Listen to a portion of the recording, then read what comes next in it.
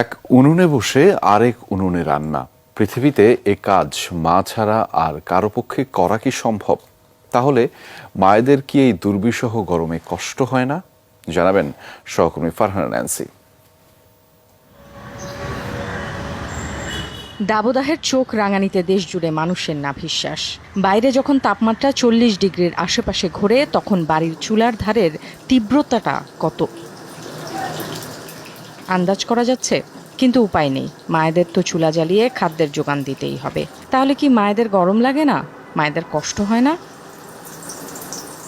এবারের গরম রেকর্ড ছাড়িয়ে। সন্তান আর পরিবারের জন্য মায়ের ভালোবাসাও তো সব ছাপিয়ে। অনেক গরম পড়তে আছে, আবার ঘামাইতে আছে, সারা শরীর মানে অস্থির হয়ে যায় এই অবস্থায়।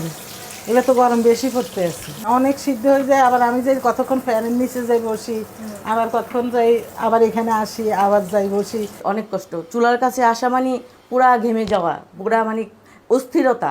রান্নাঘর থেকে যাওয়া মানে বাঁচা। রান্না করে আসলে মনে হয় মানে দুযুগের মধ্যে আছি, এর মানে এত কষ্ট। যেহেতু রান্না করতেই হবে, রান্না করা ছাড়া তো কোনো উপায় নেই, কারণ ওরা বাইরে যারা আছে কাজ টাজ করে আইসা মানে খাওয়া দাওয়া করবে, মানে বাধ্য হয়েও রান্না করতে হচ্ছে আর কি।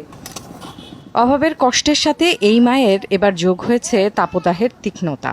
গরমে তো গরম হয়, যখন রাত্রে আমি আমার বাচ্চারা নিয়ে শুতে তখন আর বেশি গরম লাগে, তখন অনেক কষ্ট হয় আমার বাবুর। আমার জন্য গরমটা কষ্ট হয় না, আমার বাবুটার অনেক কষ্ট, গায়ে একবারে জুবড়া জুবড়া হয়ে যায়।